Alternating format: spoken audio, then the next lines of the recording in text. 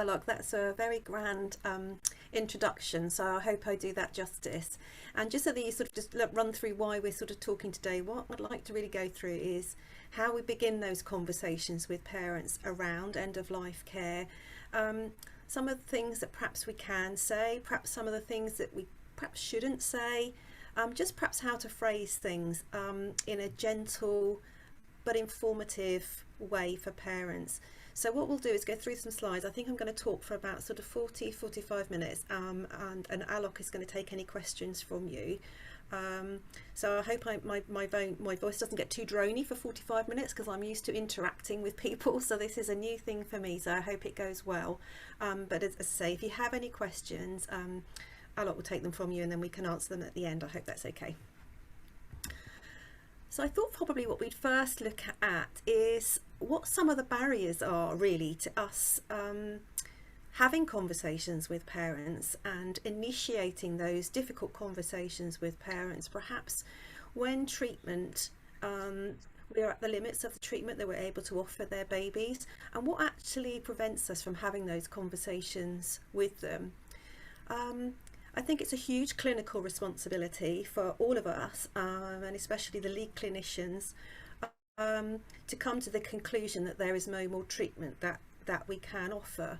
And I think sometimes as intensivists we find that very, very difficult, because we have quite a lot of things in our backpack, if you like, that we can offer babies, but sometimes it does come to a point where actually there are things that we perhaps could offer, but is that right for this particular baby? And coming to those decisions as a team and with the family are incredibly difficult. So it's a huge clinical responsibility. And I think one of the responsibilities that we have is not to do everything. Just because we can, it doesn't mean we should.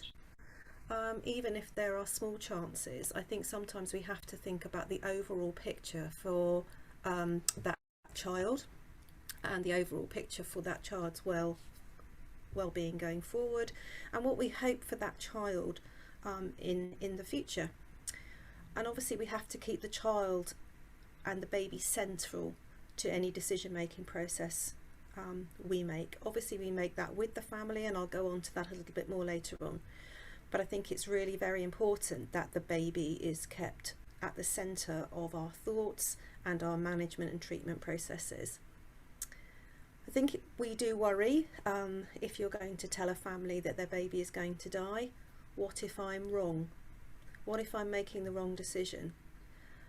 I think what's really important as a professionals is that we always have these as team meetings. This is never a decision that is made by one lead clinician or a clinician or a nurse on their own. When we're moving to end-of-life care for a baby, we will always have had multiple discussions, and that's why I think it's really important to have effective communication with each other as a team, but also with the family throughout their stay with us. And again, we'll come back to that a little bit more. So hopefully those thoughts of what if I am wrong, you will have discussed with your colleagues, so you will feel confident that these are the right decision making. And as I said, it's never going to come down to one person to make those decisions. It's an incredibly difficult thing to do. It's an emotional burden for the team and for the family, because we work very closely with the families that we care for. So none of these decisions are ever taken lightly and without a lot of thought. I think as medics we also have a sense of failure. I think it's hard sometimes, isn't it? Like, you'll hear your colleagues say, that was a failed resuscitation. You've never failed a resuscitation. It may have been unsuccessful, but as a team you will have done your absolute very best for the baby in your care. So I think sometimes it's changing the terminology and changing the words that you use within your team. So, you haven't failed, you've been unsuccessful at this point, but you have tried your absolute best. But I think as clinicians and nursing staff as well, we'll always question, have we done the right things and have we done them well enough? And sometimes we do have to come to an opinion, and that's why we work as a team. that actually we have done the best we can. We've gone through all the available treatment options. We've watched this little person struggling, and actually now this is the time to reorientate care. We always want to retain hope. There is always hope, but sometimes it's about reframing what hope looks like. So I think with a family, when we're moving towards end of life care, it's about reframing hope. What does hope look like? So all parents will hope that their children will grow up and they will have fulfilled lives and they will have successful lives. But then sometimes when we're working with families where we know that moving to end of life care is the best treatment option for that baby, we can retain the hope of the family that we can ensure that their baby and they have a pain-free, meaningful death, and that those parents are involved throughout with all of that decision making, and that they're able to spend as much time with their baby as possible to create memories in the short space of time that they have. So I think retaining hope is, we always do that, but sometimes it's about reframing what hope looks like. I hope that makes sense.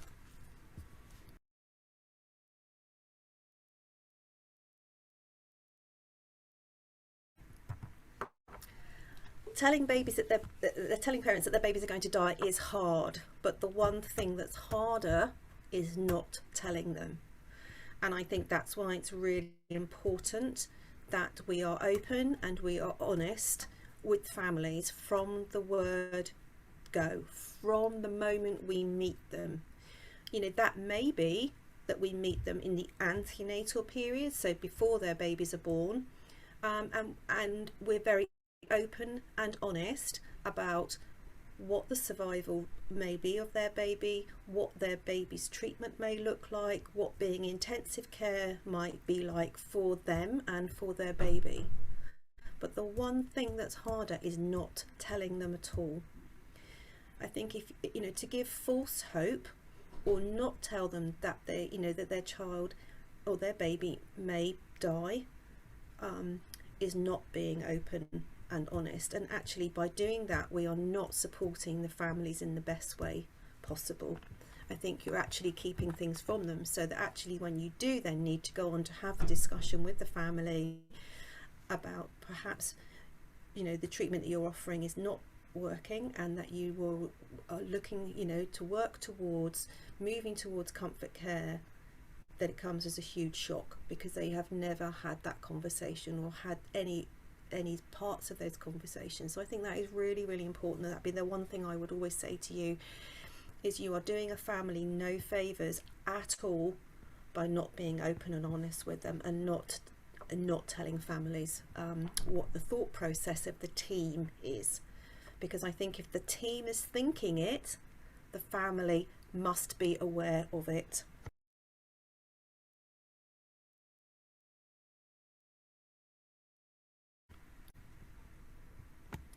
Who decides? Best interest. This is I guess in the UK, and you'll know from your own countries what terminology you use, but best interest is used a lot. I think sometimes when we meet families, we talk about what's in the baby's best interests. And I think we have to be very, very careful with using best interests as terminology. And I think very much within palliative care in the UK, we're trying to move away from that term best interests, because actually the only people that can decide who is best interest and is the court of law. And best interest is a legal terminology. So sometimes when you use the terminology best interest, that can create anxiety with family, and it can create some hostility, because as a family, families will believe that they are in the best position, they have the best interest of their baby at heart. Who are you as clinicians or nurses to tell me what's in the best interest for my baby? So I think if we can move away from using best interests and perhaps use the terminology of best treatment options. And you can say to a parent, the best treatment option for your baby after you've had these conversations with them is to move to comfort care, palliative care, end of life care. There's lots and lots of different terminology within the palliative care world, and I guess you will know what you would be used to saying. What I would urge you not to say is withdrawal of care. Palliative care is not withdrawal of care. It's redirection of care. So we're moving away from active treatment to comfort care, palliative care, end of life care, but we are never ever withdrawing care. And I think that is really important, because I think, again, if you don't use the terminology withdraw care, then parents will be less anxious, because it may well be that some parents could interpret that you're going to just take the baby off a ventilator and leave this baby to die somewhere, and that is not what we're talking about. Palliative care, end of life care, comfort care is intensive care right to the very end, and we would give that baby the same level of care and attention that we would do if we were looking after a baby receiving full intensive care. It's just the orientation of care, the direction of care changes. So I hope that makes sense. And on this slide you can see a judge, a doctor, baby. Maybe if you ask, if we could ask a baby, they might have very different ideas about what their best interests are. The nurses working alongside the baby and the family may have very different opinions of what best interests are. So I think if we work as a team, we talk about the best treatment options for the baby, and certainly present best treatment options to the family as a united front as well, which is really, really important. In the UK, and you may well have seen this because Alok has told me that there's lots of people joining from lots of different places today, which is fantastic, is the Archives of Diseases in Childhood, and that is a really useful document produced by BMJ and the RCPCH in the UK, which is the Royal College of Paediatrics and Child Health, and this was, I think this probably came out a couple of years ago now. And it's around making decisions to limiting the treatment in life and life-threatening conditions in children. So it's a framework of practice. So I think I'm not going to go into it now, because it's a big document, and I think it's something that if you're interested in, please have a look at, because it clearly lays down a framework for good practice when moving to end-of-life care. And as I say, I would just urge you to have a look, but I'm not going to go through it now because it will take too long.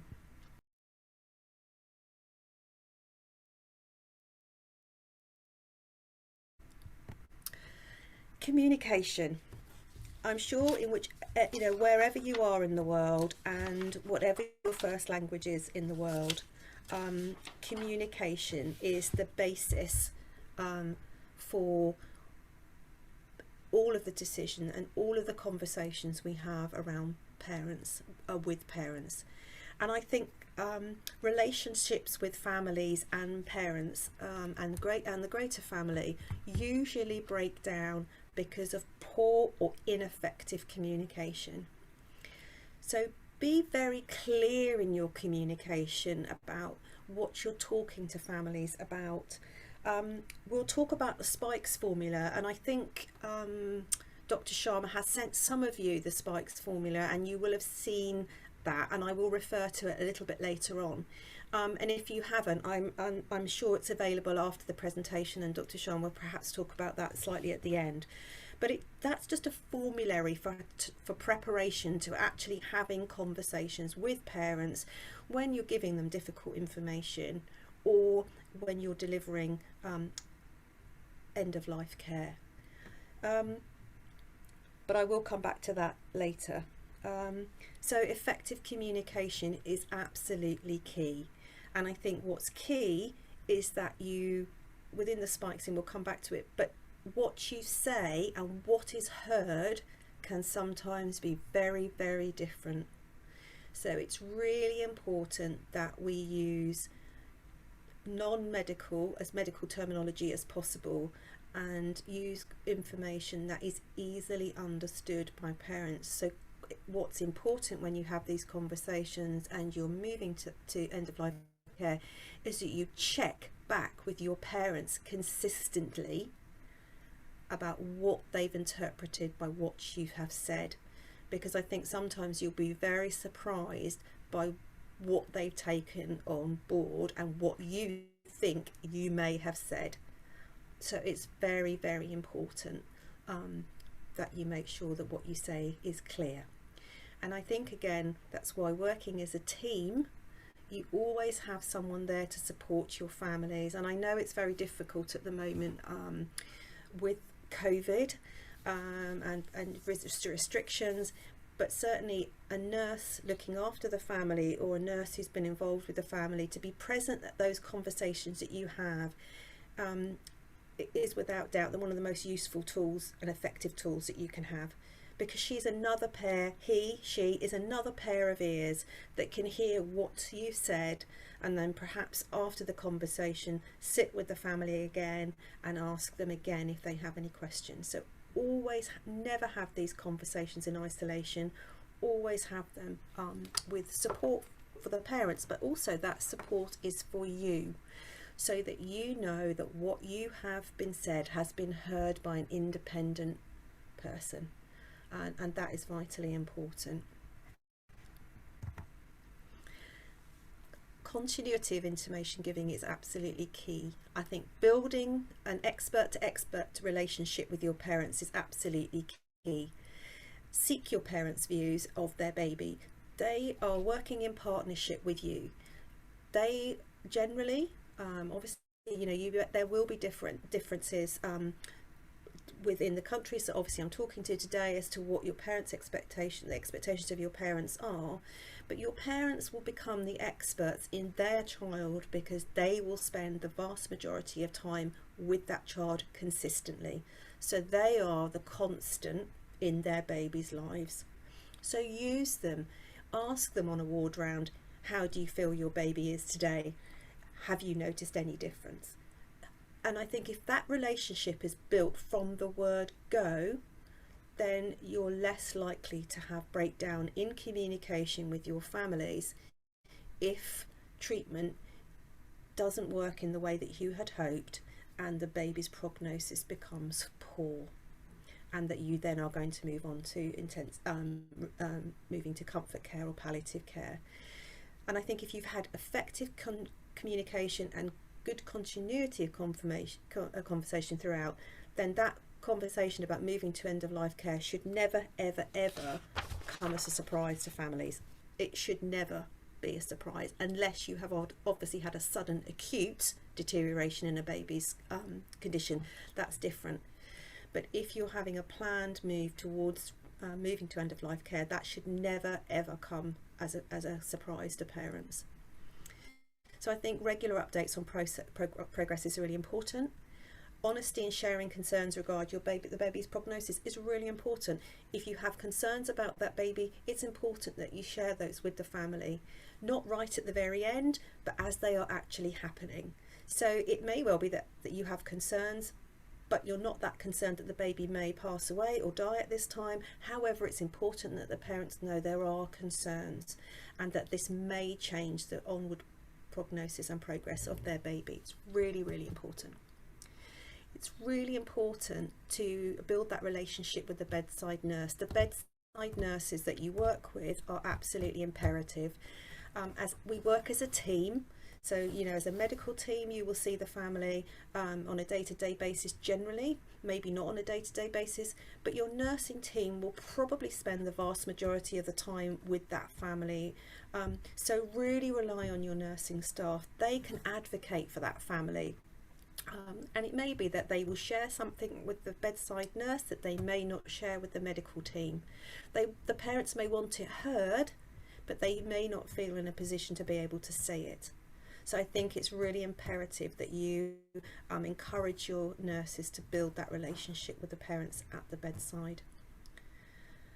As I said before, with parents, they are the constant in their baby's care. They are going to notice if a baby has become unwell. They're going to notice if their baby's skin colour changes, if they look like they're working harder. Those things are really, really important. And plus, that empowers parents to feel part of their baby's care. Care in partnership is really important. And certainly within my new role, which Alok was telling you about, that is something that we're going to be working very hard with that actually we work in partnership. We care for their baby as partners. It's a collaboration of care rather than dictated by the medical team. We work together and we work in harmony together. We've talked about advocation. So yes, again, those nursing staff can advocate for the parents, which is really important because the parent voice is really important. We need to know what their thoughts are. We need to know what they're thinking. Sometimes parents will have got to a point before we do where they wonder where we're going with their baby's care, if their babies are going to survive. But quite often it's very difficult for them to actually raise that, and they will wait for staff to raise that with them. But again, that's a conversation a nurse can perhaps sometimes broach with the team at the bedside. Nursing staff, I'm going to be an advocate for this. If you're having multidisciplinary team meetings regarding the ongoing care of a baby or changes in treatment direction for a baby, you must have the nursing staff involved. This cannot be done in isolation with medical teams. You must speak to your nursing team, for the very reasons that I've already spelt out, is that they may well have things that they can share with you that the parents have shared with them that they haven't wanted to share with you directly. Burdens versus benefits with continuing active intensive care. Again, burdens and benefits I think is a very difficult terminology to use with parents. I think you have to think of a softer way to have that discussion with them. Again, burdens and benefits in UK is definitely used by the judge in a court of law.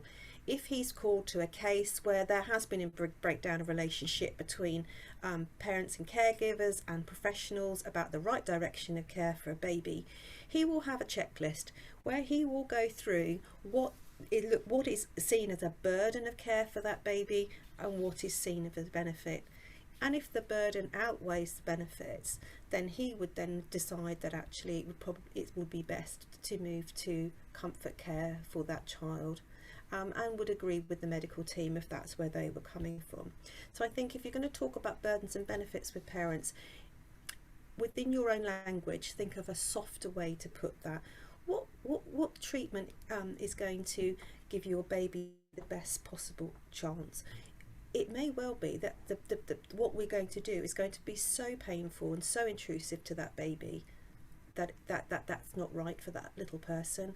And I think you can use that kind of terminology. Intensive care is painful. Parents understand that intensive care is not nice, but intensive care being not nice is acceptable if there is a positive prognosis going forward. But if that's not going to be the situation, then it's really important that we have that conversation with parents. So perhaps just think about burdens and benefits of intensive care and just think about how you might like to word that yourselves.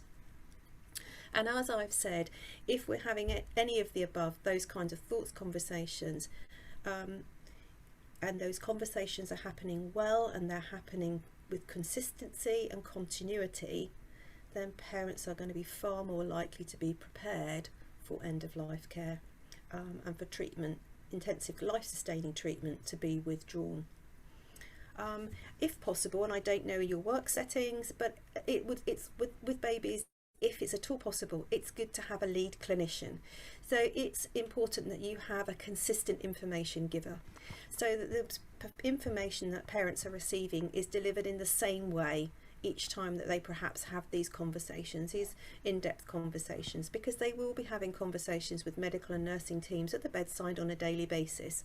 But I think it's really important that they have these conversations with a lead clinician who can bring all of the information together and deliver it in the same way each time. And that, again, that person will know that family.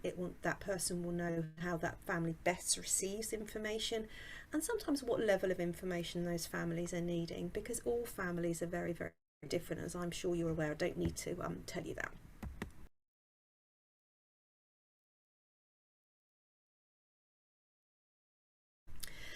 I think when you're meeting with a family, I have that, like this little hand, it's about 5 cardinal questions. When you meet with them, and we'll go through this with Spikes in a little while, but tell me about your baby. Let the family tell you what they know about their baby, rather than you going in and saying, right, this is where we are, this is what we're going to do. It's much better to go in with a softer, tell me about your baby. Tell me about your understanding of their condition. Tell me about what you know. What are your hopes for your baby? What are your fears for your baby? Where do you get your strength from? This gives you a really lovely basis to start your conversation with that family. Then you know where you're starting from, and they feel involved in their baby's care.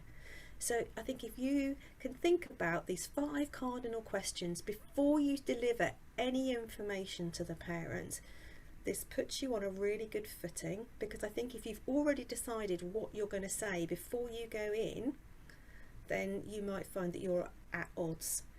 I think if you'll need to know what information it is that you want to convey, but actually once you have an understanding of what they know, that may change the way you convey that information. I like this slide as well. Wish, wonder, worry. Wish is an alignment with people. I wish I had better news for you. I share your, you can never know how they're feeling. You can never feel the way they're feeling, but you can share how they're feeling. You can wonder, I wonder if actually, we have got to a point with babies' care that actually offering more intensive treatment is not the best treatment option for your baby, is not the best treatment for your baby. The best treatment would be to move to. And then worry gives honesty. You can share that you're actually worried. I'm worried that despite all we've done, then whatever you want to say. I'm worried that time is short. I'm worried that you won't have the time with your baby. I want to be able to give you special, precious time with your baby. Your baby is becoming unwell very quickly, and I feel that we should. So I think I like the wish, wonder, worry. Take that with you, because I think that makes you more human. It makes you less authoritarian, and it just brings I just think it brings a softer element to the preparation of the conversation that you're having with the family.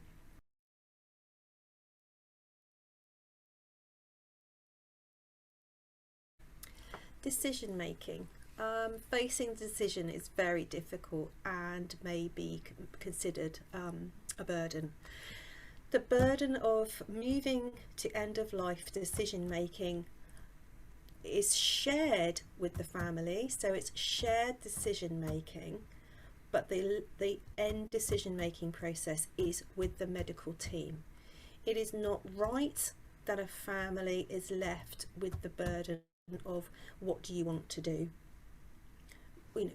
because of course they want their baby to survive, of course they want their baby to live, so they need to be guided. As I said earlier on, some families may well have got to that point before we have, but some families will need a lot of guidance.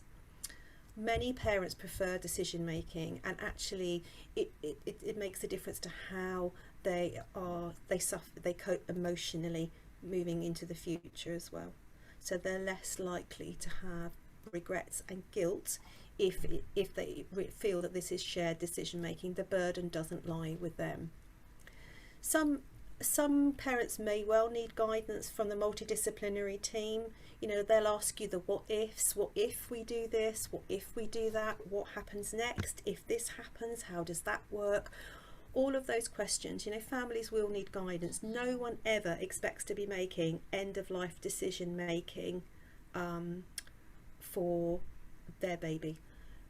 Children are supposed to bury their parents. Children are supposed to make end-of-life decision making plans for their parents. the natural way of life is that it shouldn't be this way round. So parents will need guidance. The most critical skill in decision making with families is listening. And I think I've put at the bottom of this slide, the word listen contains the same letters as the word silent. Listen to what they have to say. You do not have to fill the gaps. You do not have to talk all of the time. Listen to what they're actually telling you and answer the questions they have. Don't answer what you think they're asking. Really listen to what they're asking. Drawing out the frame hopes, reframing them, we've talked a little bit about earlier on. Such conversations cannot adequately be managed in a single meeting as well. So I think unless this is a sudden acute deterioration for a baby, where you haven't got the time, this baby will die if you don't, very shortly. When we're planning a move to end of life care with our babies, these conversations may need to be had over several days or several times. I think to expect to convey all of this information and to get an agreement with a family and for a family to fully process the move to end of life care absolutely cannot happen in a single meeting. So they need to be repeated, they need to be explored. Explanation again may be needed. Go back to your cardinal hands. What do you understand by your baby's condition? They will have had time to process, they will have had time to answer more questions. Parents may want a second opinion, which they're absolutely entitled to have if that's what they would like. And I think, as a team, sometimes as a team you feel more supported as well if you have a different clinician come in, look at the baby's case, look at the baby, look at the care that's been given, and seek a second opinion. So that's not only a positive step for a family, but that's also a very positive step sometimes for a team, especially when cases are more difficult. Continuity is key, as I've said before. Consistent contact with the senior team is absolutely vital. If you're going to have these conversations over several days and you know that you're not going to be here for some of those conversations, then it's really important that you have a key person that you hand over to, and the family are very aware of who that person is, and who they then can go to continue these conversations, because it isn't always life isn't like that, is it? Sometimes it will cross over weeks when maybe you're on service week and then it's not your service week, or these things may happen at night and you're on the day. The continuity and consistency is key. So forward planning as to who's going to take over from you, if you're the key person for that family, is absolutely vital to make sure that we do not have breakdowns in communication or things delivered in a different way, and then perhaps a different perspective given to parents, because that's where confusion comes. And again, as a multidisciplinary team, it's important that everybody's voice is heard who's caring for the baby. Any concerns are raised within the team, because what's important for a family is that we present as a united front, that we've had this conversation and that we're all in agreement. But if people are concerned about aspects or elements of the care or moving to comfort care, that we've allowed them and we've given them the ability to share their concerns with the team as a whole. So coming to an agreement to move to comfort care is about listening, time, further discussion, parents being able to gain further information if that's what they need. Listen again. So when they come back to you again with the further information, or they've spoken to relatives and relatives have then got questions, or friends have got questions, you listen again.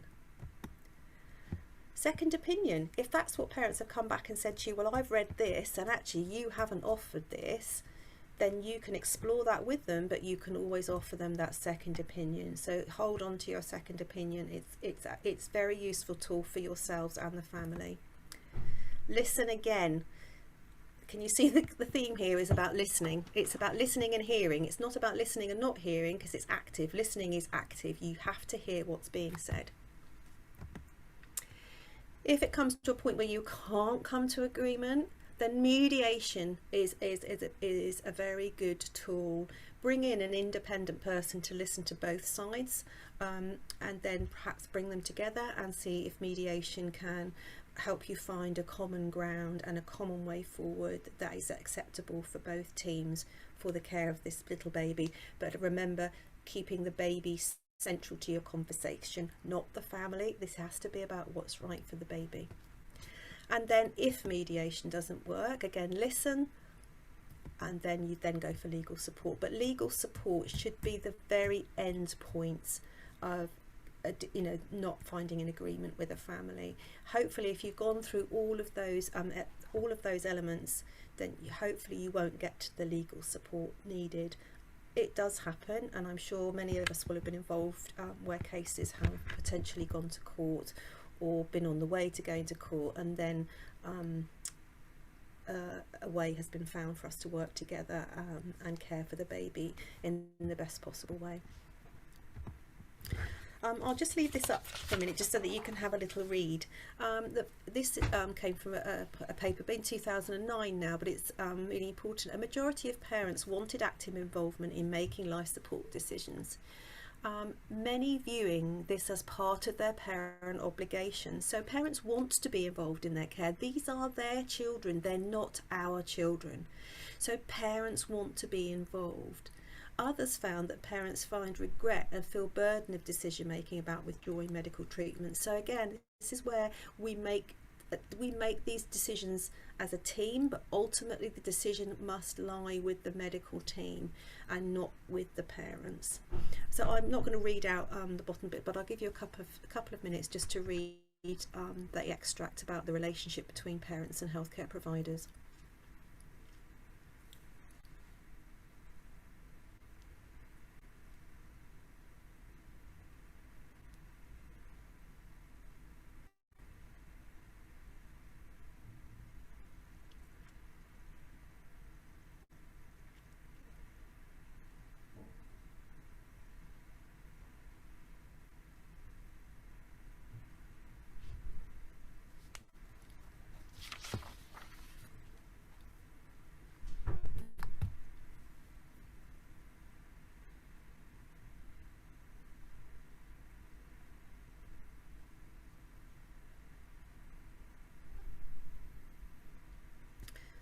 I hope that's given you enough time to have a little read of that, and I think that just really pulls together really what we've talked about over the last 40 minutes really.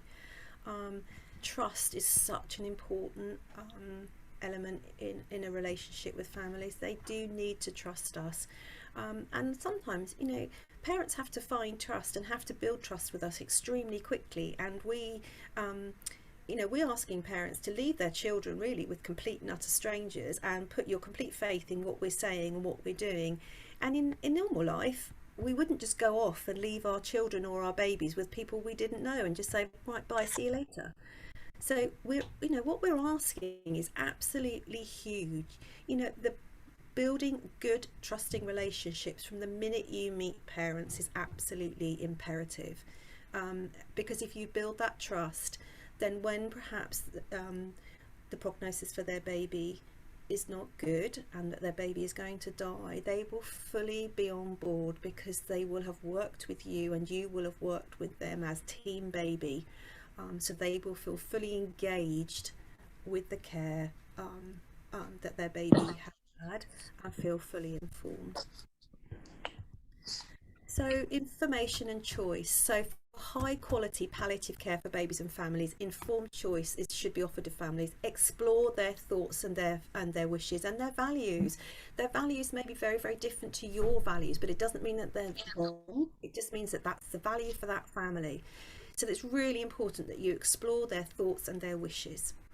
Advanced care planning. I don't know if many of you use advanced care planning, but again, planning is absolutely key sometimes. I know we don't always get the opportunity to do that, but if we do, early planning is key, and that can be done in the antenatal period as well as the postnatal period. So if you have a baby who has a life-limiting condition and may only survive a short time after delivery or may not survive delivery, then you have that conversation with that family antenatally, so they're as fully prepared as possible and that their wishes and values and thoughts are heard again, and that we document those. I don't know how widely advanced care planning is used, but it is used a lot in the UK now.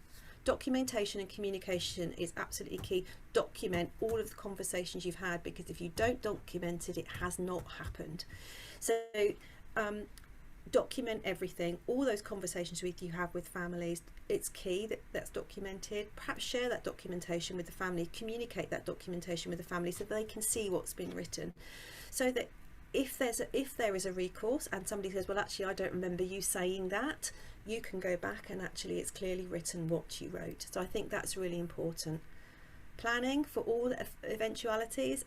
Sometimes when we move to end of life care, babies don't always pass away. Some babies surprise us and actually survive. So it's really important that you have a parallel plan, and families are aware for some babies that that is a possibility, especially big term babies more so.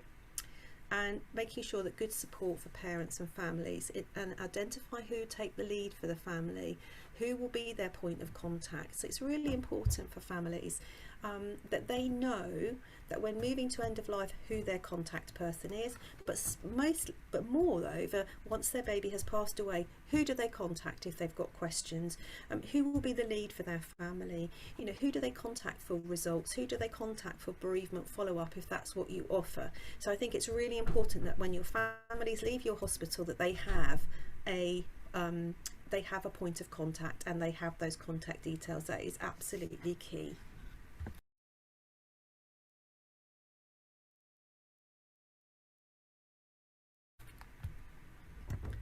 And finally, just going back to spikes. So I think, as I said, I think Alok has sent some of you spikes. And you can look it up. But he will. I think it'll make it. He'll talk in a minute, but he'll make it available for you. So spikes is how you can begin a difficult. It's an approach to having a difficult conversation. So the S of spikes. Setting up, make sure that you are in an appropriate setting. These are not conversations that should be had at the bedside. These should be done in private with the appropriate support around you. So privacy is absolutely key. And have that familiar face if you can with families, so that helps their anxiety. Maintain good eye contact, all of those sorts of things. So good communication skills, speak slowly, be prepared to repeat yourself. P is perception. What do the parents know? We've talked about that. That came up in the 5 cardinal questions approach that you can use.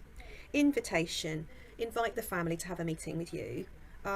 Make sure they know what they're coming for, because there's nothing worse than saying a consultant wants to meet you and then they have no idea what the conversation is going to be about. Hopefully, as we've said before, if you've had good consistent communication, that absolutely should not happen. This should not come as a surprise to families, because that would be very, very unfair.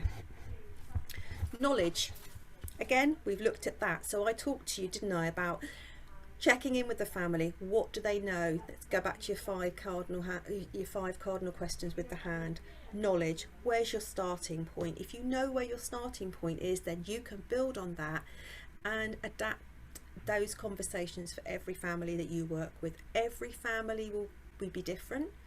You may have a way of working which you can take into those families, but you need to have a starting point. You need to be able to adapt your way of working to meet the needs of the family, because this is about the family. This is not about us. Empathy and emotion. So again, there's a useful framework which is naturally NURSE, which is name, understanding, respect and explore. So being able to show empathy and compassion is key.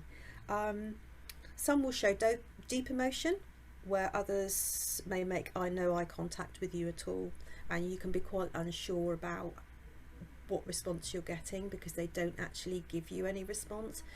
But I think what's important is that you show empathy and compassion to that family, and perhaps normalise their feelings, respect their emotions, offer your support. The way that they may be reacting is absolutely normal for the information that you're giving them. And the S in spikes is, the bottom S is summary and support. So find out if they have any questions, summarise what you've gone through, make sure they're aware that there's the opportunity for them to come back and explore what you've told them again, make sure that they are supported, that there's nursing support, that there are family support, and that palliative care is given at the same level reassure them that palliative care is given at the same level as intensive care. And palliative care is about life, however short that life is.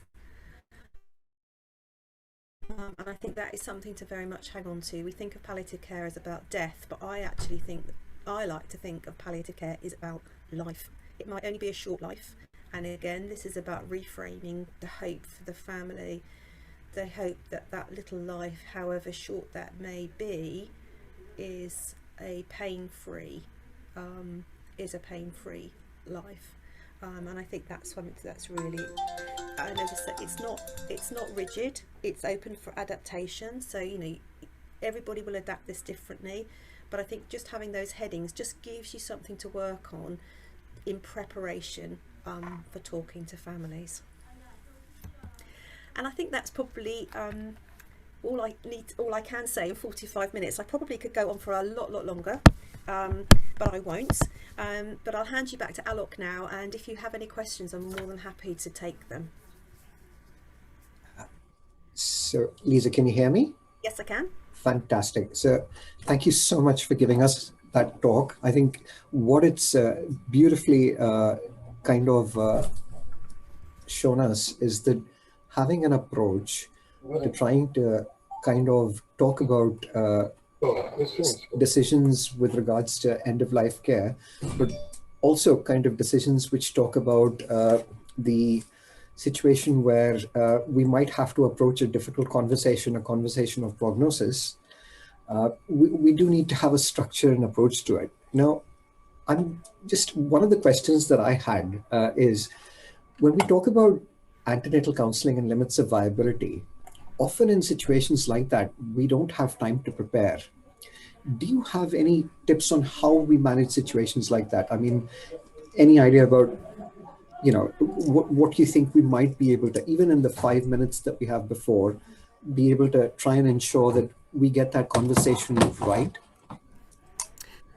I think it's probably going back to your spikes, but limiting it down a little bit more, still using that as your framework, if you like. I think it's about exploring from the beginning, exploring what the family knows, what are the family aware of, what are their expectations, what are their hopes. Even if you've only got a very short amount of time, I think that's really important, that you get some understanding of where that family is. That is absolutely your starting point, because I think if you don't know where they're coming from, you don't know where to start your conversation, because you could start it on some or with something that they may not even be aware of, and I think then that makes the conversation very difficult. So I think even in the short term, Alok, I would always start with, what do you know? So just a question from one of the participants from YouTube. Her name is Sheetal and she's from India. So one of the questions that she's asked is that when we kind of counsel parents in India, it's very difficult to kind of involve them in decision making. For some parents, it feels very odd if we ask them to decide on decisions regarding resuscitation of their baby, because the expectation is that it's the doctor who's going to tell us what to do. Mm-hmm. Now, obviously, that kind of, it doesn't quite fit in with shared care decision making and giving them choice. And I mean, how do you deal with that? Because some of those parents would kind of think we're putting a burden on them, whereas other parents would want to make that decision. I think that is a difficult question, Alok, and I think that again it comes down to perhaps what the cultural expectation is of the families that you're potentially working with. And I think I've worked with other clinicians who've come from different countries, where they would say, well, actually the parents wouldn't want to have that discussion with you, and that is down to me. I guess what's important is that the families are informed. I think as long as they have as much information, even if they feel the decision making is with you, shared decision making can be informed consent, can't it? So I think what's really important is that any decision that is made for a baby, even if it's the clinicians that will eventually make that decision, that the shared decision making comes in the fact that the parents are aware of what is going to happen and why that is why that is needed. Because I think even if you're not if you don't feel the one that you can make that decision for your baby, you would want to have a full understanding of why that decision was being made. I don't know. I guess it would be interesting to talk. Sorry, I can't remember the name of the lady that you said, but what is her experience of parents? Do parents want to know that level of information, or what is her experience? I don't have that experience, so it would be interesting from my point of view to perhaps understand what that experience is like when a family says it's your decision, it's not ours. That's really helpful, Lisa.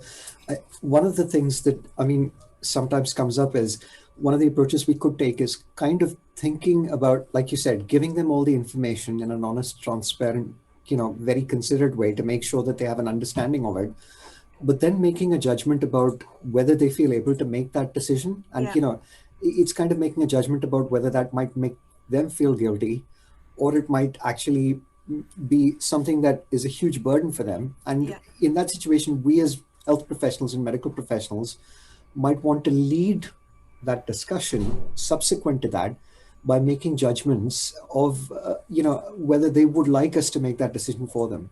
What do you think about that? Is that an acceptable approach? Yeah, I think it is acceptable. I think it's working with your family, isn't it? And and as you've said yourself, there are some families that you would work with where they'd want you to make that decision, but there are other families where they want to be actively involved. So I think what you've said is that's a great approach. I think it's a different way. It's a different way from working that I'm used to. But even I don't think one way of working does not fit all. And I think adaptation is what is absolutely key. You need to adapt to the situation and the family that you have in front of you, and be able to adapt your way of working for that particular family. I think that's key. So there's just a question from another colleague in the audience. So this is Dr. Nidra from the UAE, and they're asking a question on, obviously, sometimes when we're discussing decisions on resuscitation, especially extremes of prematurity, it might be that those babies are not going to make it, and they're just not in a situation where we think they're going to survive, but the parents want us to do everything at all costs. And we disagree with them. And he kind of says, I struggle with that. How should I approach that? One of the things that I would explore with parents is, what is everything? What do they mean by everything? Because I don't honestly think sometimes if you actually spoke to a parent of a 22-weeker, for instance, and they say, I want you to do everything for my baby, if you actually told them what everything looked like or potentially looked like, their decision may be very different, because they don't know, do they? They have no idea. They have no idea what lies ahead of them in the care of a 22-weeker or a 23-weeker or a 24-weeker. So I think what's important is if a parent says, I don't agree with you not doing anything, I want you to do everything.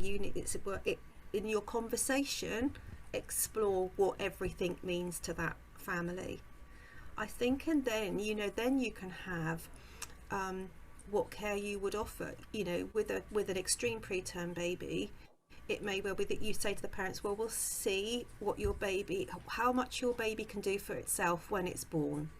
And then you have a limit of perhaps intervention that you would give, because again, it's what's the best treatment for that baby. I think again, it's knocking about interests, because parents at that point would go, well, I know what's best for my baby, you don't know what's best, you've never met this baby. So I think explore what everything is, and then perhaps have a ceiling of care, perhaps discuss with the parents that you will do this, but you wouldn't do that unless they responded in this particular way. And I think that's what's really important. I think as long as parents understand, potentially that if a baby comes out and it shows signs of life, you're not just going to stand there and just look at it, then I think they will be more accepting of that. Even if you were just to give that baby some oxygen, that would be doing something And it might be that that is everything that that baby can tolerate at that time. Does that make sense? Yep. So it's kind of offering them the approach of, and it might be that actually we never stop caring. The baby Absolutely. comes out, we try, and obviously the baby might not respond, but actually part of looking after that baby, if it's not going to make it through our efforts, is the fact that we're going to continue to care. We're going to try and keep this baby comfortable, warm. Yeah. We're going to keep him in a towel, and we're going to ensure that mum and baby actually are together, that Yeah. mum can have skin to skin. It might be that the mum wants to give this baby a little bit of colostrum or breast milk that she might have harvested. There might be some aspects of care that she might want to manage her baby in a certain way if she felt we weren't making it. Yeah. So just another question from the audience. So do conversations before and after birth differ? And one of the problems that you face is sometimes if you're resuscitating babies, say at 22, 23 weeks, especially in countries where you normally don't resuscitate them, and you might have parents who want the resuscitation, then is that the wrong thing? I mean, if that's what the parents want. I think that's a really difficult to say. Is it a wrong thing, isn't it? Really, I think. I think I don't. So that's a tough one, Alok. I think it's difficult to say to give that baby some chance is a wrong thing. And again, it's about life, isn't it? It's about what that life looks like, and it may well be that you say to parents, it's about reframing hope again, isn't it? Yep. And it's about palliative care, or or care may be palliative care, but palliative care is about life. It's not all about death.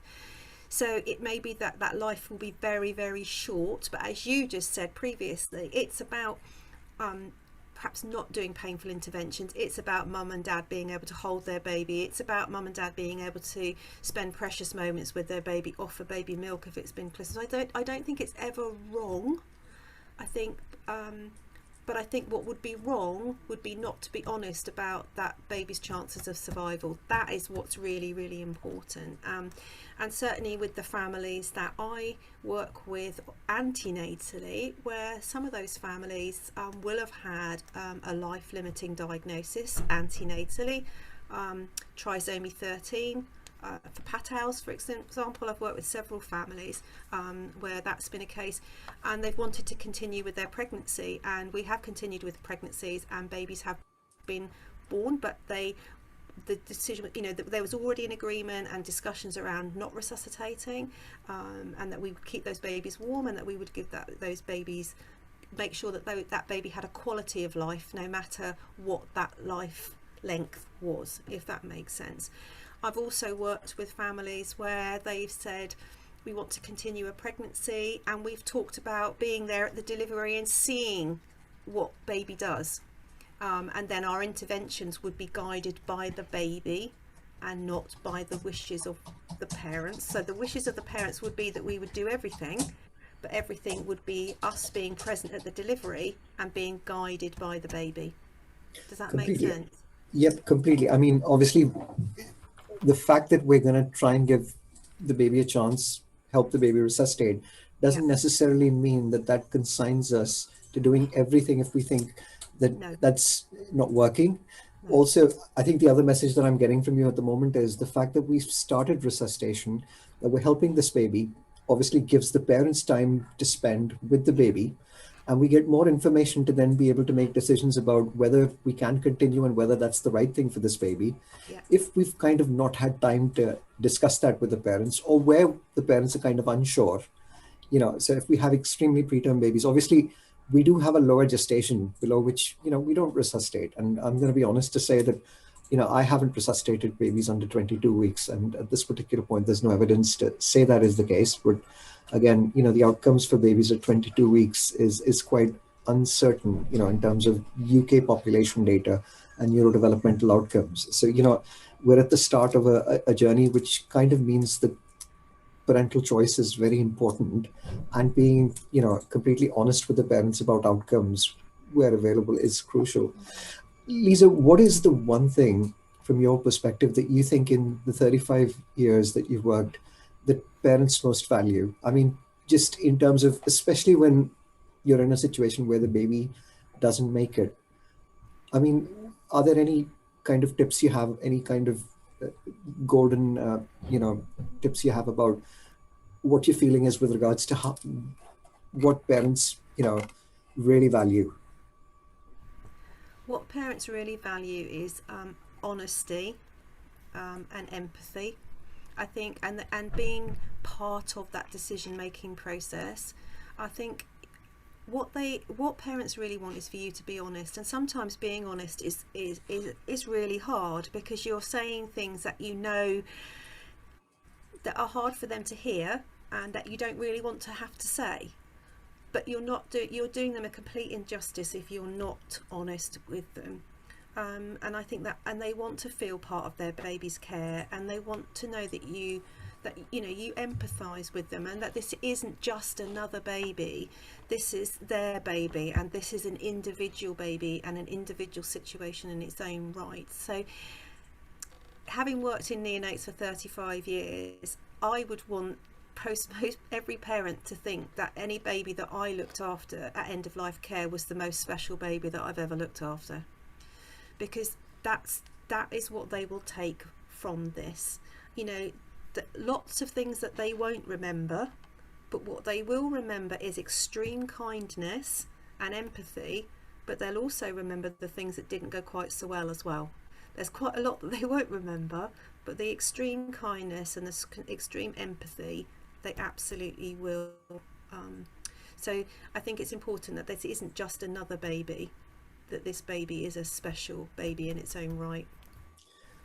What's your advice to centers which, not necessarily in the UK, but other centers which are very high volume, where we don't have dedicated staff to be able to do this, where we're overwhelmed because of a lack of resources? It's so hard. Mm. What would your advice be to, staff there? How do we look after parents in those settings? It must be so difficult for them. And is there anything It else must that? be.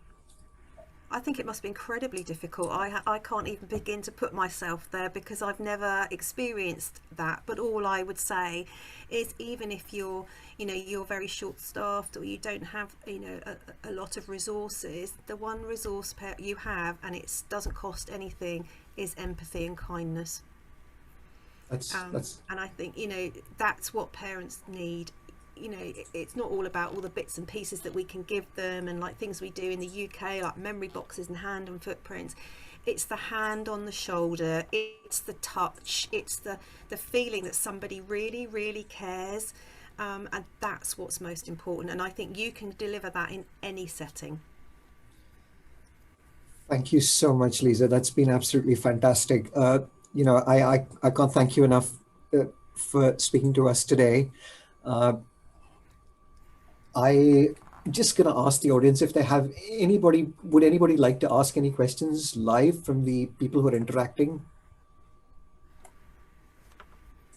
I'm very happy for you to ask any questions if you'd like to.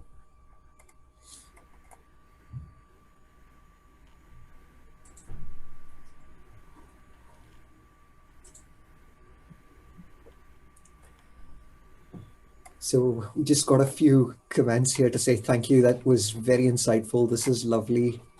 You've got she is so brilliant. We're going to miss you. Okay. So it's just to say that Lisa's leaving us, obviously. Well, not leaving us. She's staying here and she's going to work with us at least one day a week. But again, I just want to take this opportunity to thank all the participants, both interacting live as well as on YouTube. And I'd like to thank Lisa for the session today. Thank you so much, Lisa. You're welcome. I've really enjoyed it. Thank you, and good luck to you all wherever you are. Take care.